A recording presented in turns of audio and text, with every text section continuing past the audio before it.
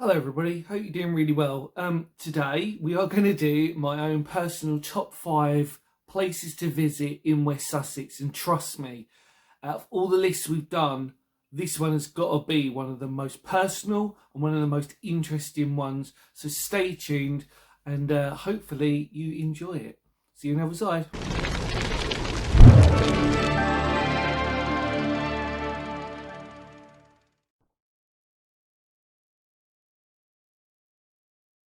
Hi, so welcome back.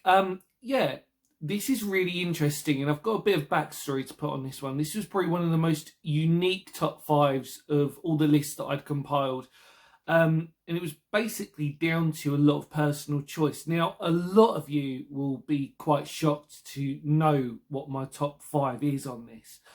And it's going to be really interesting to discuss it because actually most of them, in fact, almost all of them are based on my personal, like, experiences and memories. So they're not necessarily generic to most people. In fact, we might as well just start it now. And hopefully it'll give you some discussion depending on if you're in West Sussex or East Sussex or even Kent and you might or might not have visited these places. Now, normally in the past, I've sort of said to you, like, just guess what you think I'm going to put down and guess for yourselves what your top 5 would be. But I think in this case, this really is an interesting curveball of a top 5. So without further ado, number 5 in my top 5 places to visit in West Sussex is the Hamlet Village, should we just sort of say, of Copsale. Now, why, oh why, if you ever visited there, would you put that in your top 5? It is literally a nothing place. I mean, there is literally nothing there, but I have visited it on many an occasion, actually, if I've been on my way back from Brighton. It's just been one of them places that I've always sort of visited. But the first time I was aware of it was that I'd played a gig at what was known at the time as the Bridge House pub in Copsale. And it was to do with the Downs Link. It's on the Downs Link, Copsale, basically. So if you're not familiar with the Downs Link, it's a sort of cycle route / walk route that you can do, which basically follows the disused Beeching Cut part of the railway section in the 1960s. And we'll come more to that later on in one of the other places that I've mentioned in this list. And there's a nice little car park area before, next to the Bridge House. And my own personal memories and why it sticks with me forever and ever was that it was one of these gigs that I just remember we were driving through, excuse me, in the middle of nowhere. And we ended up at this place called the Bridge House. And a lot of my friends' bands were playing as well. And we were all sort of like, it was just a really good, the first gig that I played there, which is one of these amazing gigs where it's just friends, bands playing along with us. So it's just nice, but it was in the middle of nowhere. I mean, if you were to type in Copsale on Google Maps, you'd be like, wow, there's literally nothing there, but why would it be in the top 5? And for me, it's just a personal reason I loved it there. Unfortunately, on a sad note, the Bridge House pub is now, as is common, a house. And you can understand probably why it sort of went into disrepute, just because it was just nowhere to, unless you could drive to it, the pub, you'd really be stuck to sort of like go for a drink there, really, unless you were local enough that you could walk there. But the whole area is stunning, and there's a beautiful walk because it's on part of the Downs Link that just, you can go across and you can just keep walking, and you're sort of like, I just love it. I love that whole area, and it still really clings on to a rural part of West Sussex. And what I mean by is that in a pure rural sense of farming and agriculture. So yeah, number 5 is Copsale, of all places. Let's take a look at number 4. Along the lines of Copsale, which came in at number 5, my number 4 choice is also probably quite interesting for a lot of you, but actually there's a link within that, which is the Downs Link. And this wasn't through choice, by the way. I didn't automatically just sort of go, oh yeah, and then we'll put that one there. It just happened to be that way. And number 4 is West Greenstead. And the more, and I want to sort of encompass that, okay? So you've got West Grinstead's disused station, which is absolutely stunning. A really good example of a perfect disused station. We've got platforms. The platforms are still there, sorry. You've got the original, you've got one of the train carriages, which is sort of like this heritage museum sort of place there. The station house is still there, which is obviously a house. You've got just the original tunnel, not the original tunnel, but the tunnel entrance was still there. Obviously, I've done a video on West Grinstead's disused station, so please just type that in on my channel and you will see what I mean about that. It's absolutely stunning. Beautiful disused station. I've visited a lot of disused stations, and that one's just really nice because it gives you a very clear feeling of what the disused station was, beyond just looking at the platforms there, if that makes sense. But West Green, so I'm going to encompass West Greenstead as well, obviously, which is part of Knepp Castle as well, which I've also done a video on, so feel free to type in Knepp Castle as well. I love Knepp Castle and I love the estate, and actually for work I drive through that area quite a lot. So I'm always seeing Knepp Castle on the right, and I'm actually always seeing sort of West Greenstead. Well, I drive through West Greenstead past the station and work quite a lot as I'm going down to Worthing for work, and it's just, I just love that whole area. I love Knepp Castle Estate. I really love that for a fantastic, if you want a fantastic walk, go to Knepp Castle Estate. You would not, absolutely wouldn't be disappointed in that. And that alone just constitutes it being in my top 5 of places to explore or to visit in West Greenstead. So please, if you ever go to West Greenstead, go to West Greenstead's disused station, then go to Knepp Castle and just have a little wander for yourself. If you like walking, it's perfect for you. But it definitely fits into my number 4 of my top 5 places in West Sussex. Let's take a look at number 3. Number 3 is kind of a cheeky one for me to put in. Again, this list really, for unless it's sort of a personal thing for you, would probably make no sense whatsoever on a generalised context of places to visit in West Sussex. But number 3 would be arguable for some people, I can imagine, but for me, again, it's on a personal level, is Worthing in West Sussex. I love Worthing. I love the beach at Worthing, and I, more importantly, love the pier at Worthing, and I love its condensedness. I love the people down in Worthing. Now, I'm being slightly biased because my best friend Josh happens to live down in Worthing, and I happen to be working down there quite a lot, especially at the moment recently. But I love Worthing. It's lovely. It does get busy, like with most Sussex beaches, and obviously, you know, we're sort of on that cusp of Brighton. It sort of seems to be a place where, you know, if you can't afford to live in Brighton, you'll probably start moving out towards Lancing and all those types of areas. But Worthing for me is just such a pretty part of the coastline. So beautiful. And it's one of these sort of like, I refer to it as one of these sort of linked type coastal towns where you can pretty much start in the middle of Worthing and you can go either way, and you probably find some amazing bits of history and just some really lovely people. And then obviously Shoreham as well, which is there as well. I mean, like I said, it's kind of like a bit of a gateway coastal town if you do start there first. Yeah, I love it. I spent a couple of nights out in Worthing as well. And just people are so nice, and like I said, it's, you know, and if I didn't put it down, really, my best friend Josh would probably be a bit upset because obviously that's where he lives. He really likes it down there, and I totally don't blame him. The gardens down there are beautiful, and in fact, I'm probably going to be doing, as a recording this, a few more historical videos to do with Worthing, so stay tuned for those. But I love it, and that's why it stays in at number 3 in my top 5. So let's take a look at number 2. Number 2. Again, really personal choice, and actually this was probably in my lists that I've done so far, the top 2 I could have probably swapped either way, and they probably would have been happy with either one. So what I mean by that is, if this choice that I'm giving to you now would have been at number 1, number 1's choice would have been at number 2. It wouldn't have mattered to me either way. It's kind of like choosing between a child in that respect. They're both equally just as good. But we have to have a list. So in at number 2 is East Grinstead.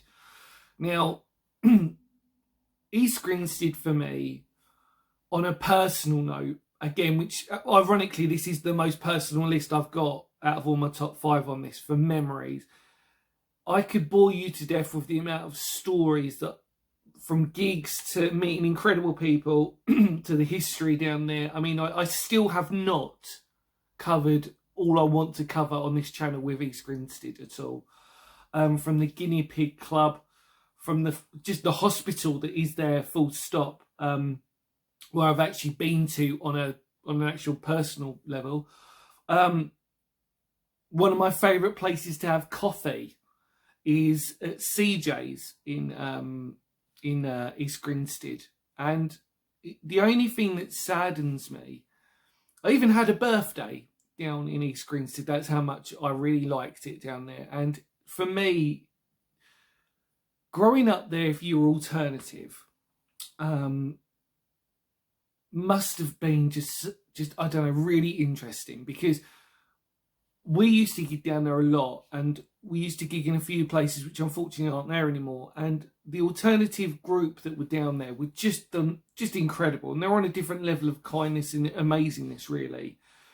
And I felt like the the community down there was just wonderful, really. And I think East Grinstead can sometimes get a bit of a bad press because it has gone through phases of being a little bit rough and everything else, and I feel that it was sort of a bit wrong to say that, really, because it's just where it's located, probably, which gives it a little bit of an edge. But I love it. I absolutely love East Grinstead.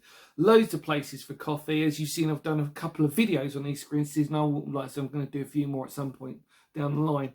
But I love it. Just a high street. The people are so nice. Like I said, you can go for a coffee wherever you want. A couple of really, reasonable car parks these days that you can go to. Plenty of places you can walk outside of that. So I've mentioned before, probably in my East Sussex video, that you can obviously walk down to Forest Drive if you really wanted to. It's a little bit of a walk, but you could quite happily do it or catch the bus. So yeah, there's plenty of choices there, and I like it for what it is. The pubs have got some characters, shall I politely say, in a good way, which can be a bit unexpected for most people if you visited it. And it's just, I can't stress how lovely it is really down there for me, but it's on a personal level because I've got a lot of really amazing memories down there. And most of the people that I knew from East Grinstead then moved down to Brighton. And basically, I kind of followed suit a lot with all of that, because if it wasn't for the my East Grinstead community or friends that were down there at the time saying, we've got to go down to Brighton, I probably wouldn't have been as interested at that point, because I was back in my day. I'd be spending a lot of time in Maidstone in Canterbury, for example, and then Brighton just sort of seemed a bit too far away because I was probably closer to London. That's another story in itself. So, as an alternative teenager, it was a completely different world. But nevertheless, I'm grateful for East Grinstead, and that's why it comes in at number 2. So let's take a look at number 1. Wow, I was there recently, and so I can also justify that and say, actually, before I'd done this list, I was like, I'm going to go there one more time just to make sure. And that is Midhurst. Midhurst to me is, wow, what a place filled with history. You've got obviously the Cowdrey Ruin, which is there as well. Plenty of history in that, and the estate that's around there as well.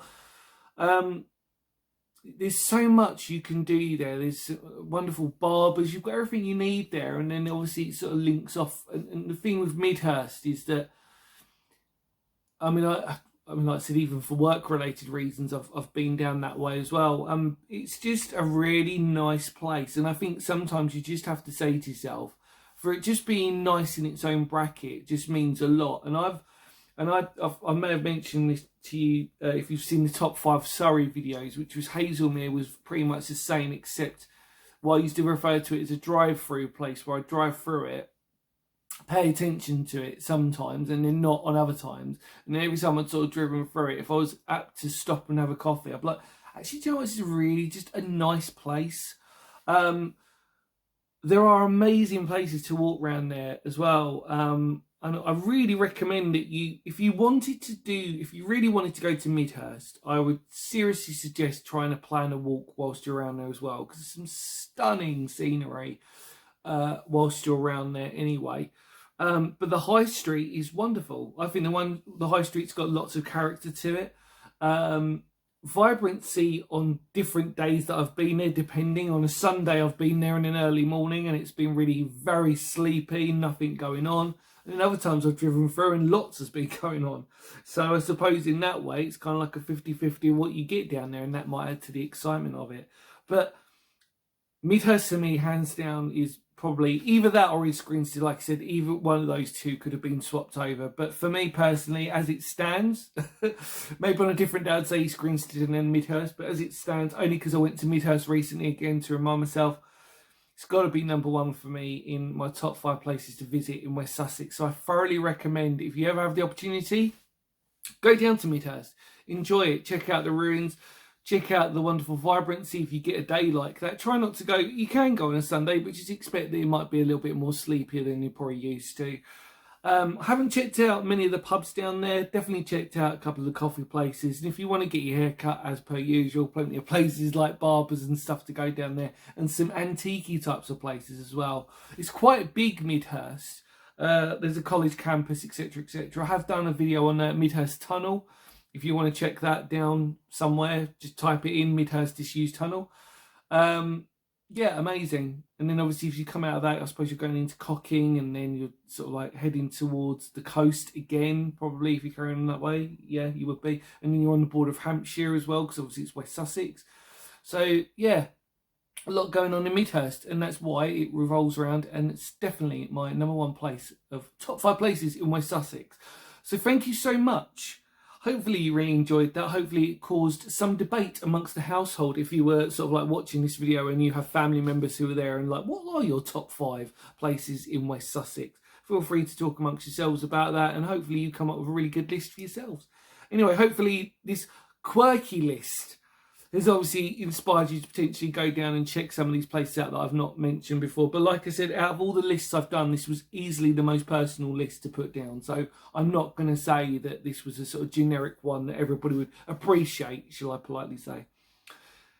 In your more words of Phoenix history, thank you so much for coming along with me. I really hope you just sat down and enjoyed this video and a reminisce for people who are from Sussex in general. Thank you so much. Stay safe, and love to all of you out there. Remember to feel free to spread the word of the channel. Take care. See you very soon. Ready? Kapow.